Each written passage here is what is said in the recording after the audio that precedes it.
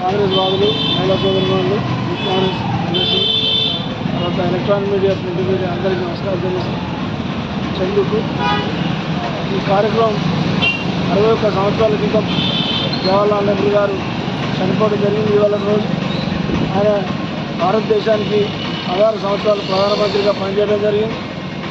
ఆయన కుటుంబము వాళ్ళ నాయన తర్వాత వాళ్ళు ఎన్నో త్యాగాలు చేశారు, ఎన్నో డబ్బులు ఖర్చు పెట్టారు. ఆ రోజుల్లో ఆయన ఇండియాలో కాదు మొత్తం ప్రపంచంలో పెద్ద అయినటువంటి అమెరికా లండన్లో చదువుకున్నాడు. మరి ఆయనకు అంబేద్కర్ గారికి బాగా ఫ్రెండ్షిప్ ఉన్నది కాబట్టి ఈయన సోషలిస్టు కాబట్టి ఈ దేశంలో భారత రాజ్యాంగంలో ఎన్నో హక్కులు కల్పించే ఆలోచన చేయడం జరిగింది. నెహ్రూ గారు, పటేల్ గారు, సుభాష్ చంద్రబోస్ గారు కూడా ఎన్నో త్యాగాలు చేశారు. ఆనాడు స్వాతంత్ర ఉద్యమంలో భగత్ సింగ్ లాంటి వాళ్ళు, రాజ్గురు, సుఖ్దేవ్ లాంటి వాళ్ళు కూడా ఎన్నో త్యాగాలు చేశారు. కాబట్టి భారతదేశం స్వాతంత్రం వచ్చింది. భారతదేశం స్వాతంత్రం వచ్చినాక మరి భారతదేశాన్ని వ్యవసాయ రంగంలో, పారిశ్రామిక రంగంలో, ప్రాజెక్టులలో, విద్యారంగంలో అభివృద్ధి చేయడానికి పంచవర్ష ప్రణాళికలు పెట్టి మరి భారతదేశాన్ని బేలాయి, రూర్కెలా, జంషెడ్పూర్ లాంటి పెద్ద ఉక్కు కర్మాగారాలు, మన ఐఐటి, మన ఎన్నో రీజనల్ ఇంజనీరింగ్ కాలేజీలు ఏర్పాటు చేశాడు.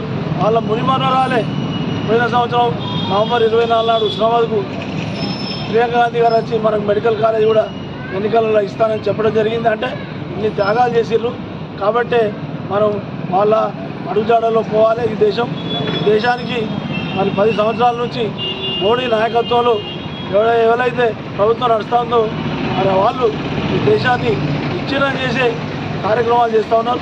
ఆర్ఎస్ఎస్, బజరంగ్ దళ్, విశ్వ హిందూ పరిషత్ వాళ్ళు ఎలాంటి త్యాగాలు చేయలే, స్వాతంత్ర ఉద్యమాలు లేరు. వాళ్ళు ఎవరు గాంధీని చంపించిన దాంట్లో ఉండి ఇదే వల్లభాయ్ పటేల్ ఆర్ఎస్ఎస్ను బ్యాన్ చేసిండు. ముఖ్యంగా మోడీ మరి ఆయన ప్రధానమంత్రి 1947లో జాతీయ ప్రభుత్వం ఏర్పాటు చేసినాక 3 ఏళ్ళకు పుట్టిండు. మరి నెహ్రూ గారు చనిపోయేప్పటికీ మోడీ గారికి 13 ఏళ్ళు. మరి మోడీ గారు ఈ దేశంలో 10 ఏళ్ళ నుండి ఒక ప్రాజెక్టు కట్టలేదు, ఒక యూనివర్సిటీ కట్టలేదు. మొత్తం ఆయన దేవాలయాలు, మరి వల్లభాయ్ పటేల్ విగ్రహం, సుభాష్ చంద్రబోస్ పటేల్ విగ్రహం, రైతులకు నష్టం చేసే చట్టాలు ఇవన్నీ తీసుకొచ్చి మా భారతదేశాన్ని ఇబ్బందుల పాలు చేస్తాడు. మరి 7వ విడత ఎన్నికలు 30వ తారీఖు నాడు ఉన్నాయి. మరి దాన్ని కూడా మరి దేశమంతా ప్రజలంతా గమనించవలసిన అవసరం ఉన్నది. నెహ్రూ తర్వాత శాస్త్రి గారు, తర్వాత ఇందిరాగాంధీ గారు, తర్వాత రాజీవ్ గాంధీ గారు, తర్వాత పి నరసింహారావు గారు, తర్వాత మన్మోహన్ సింగ్ గారు, వీళ్ళ నాయకత్వంలో భారతదేశంలో ఎన్నో సంస్కరణలు, ఎన్నో అభివృద్ధి కార్యక్రమాలు జరిగినాయి. మరి వేరే వాళ్ళు ఈ దేశానికి ప్రధానమంత్రులు అయి షోకులు చేసారు తప్ప దేశాన్ని ఆర్థికంగా, సామాజికంగా ప్రపంచంలో నష్టం చేసారు తప్ప లాభం చేయలేదు. వీళ్ళ నాయకత్వంలో ముందుకు పోవాలి. కాంగ్రెస్ పార్టీ మన ప్రోగ్రాన్ని గెలిపించినట్టు రాబోయే రోజుల్లో గెలిపించి బలవంతంగా ఒక బలమైన పార్టీగా చేస్తేనే సమాజానికి మంచి జరుగుతుందని తెలియజేస్తూ ఇక్కడికి వచ్చినటువంటి సందర్భంగా పాల్గొన్న వాళ్ళందరికీ శుభాకాంక్షలు తెలియజేస్తూ నమస్కారాలు తెలుస్తున్నారు.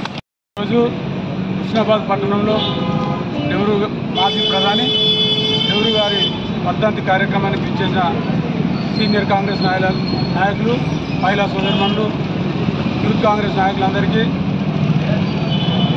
ఎలక్ట్రానిక్ మీడియా అందరికీ నమస్కారం. ఆనాడు భారత ప్రధానిగా ఉండి భారతదేశాన్ని ఆర్థికంగా ముందుకు తీసుకుపోవడానికి ప్రతి ఒక్కరికి కూడా చదువు రావాలని గ్రామాల్లో పాఠశాలలు నెలకొల్పడం, అభివృద్ధిగా ముందుకు రావాలని బ్యాంకులు ఏర్పాటు చేయడం, తర్వాత గ్రామాల అభివృద్ధి కూడా గ్రామ పంచాయతీలను ఏర్పాటు చేయడం ప్రధాన లక్ష్యంగా పెట్టుకొని కాంగ్రెస్ పార్టీ దేశానికి చేసిన సేవలు ఎన్నో ఉన్నాయి.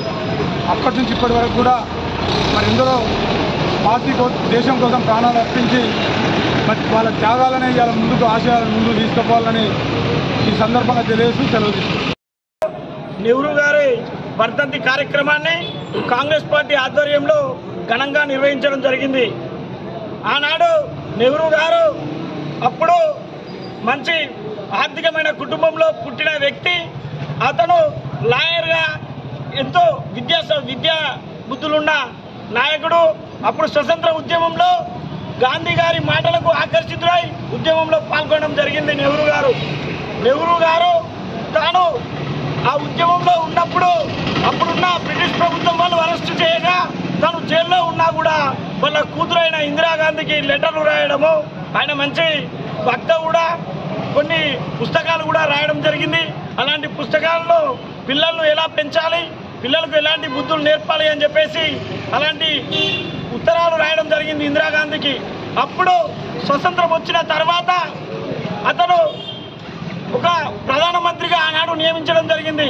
ప్రధానమంత్రిగా నియమించిన నాడు వాళ్ళకు ఉండబోయిన ఆస్తుల్లో 80% ఆస్తులు ప్రభుత్వానికి ఇవ్వడం జరిగింది. ఆనాడు మనకు స్వతంత్రం వచ్చినాడు గుండు సూది కూడా తయారు కానీ అప్పుడున్న పరిస్థితులలో ఇవాళ అంతరిక్షంలోకి తీసుకువెళ్లే పరిస్థితికి తీసుకొచ్చింది అంటే అది కాంగ్రెస్ పార్టీ చేసిన కృషి. అప్పుడు ఆ మహనీయులు అందించిన యొక్క త్యాగ ఫలమే అని చెప్పేసి చెప్పక తప్పదు. ఇట్టి కార్యక్రమానికి వచ్చిన మా కాంగ్రెస్ పార్టీ కుటుంబ సభ్యులందరికీ మరొక్కసారి ధన్యవాదాలు తెలియజేసుకుంటూ ఇప్పుడు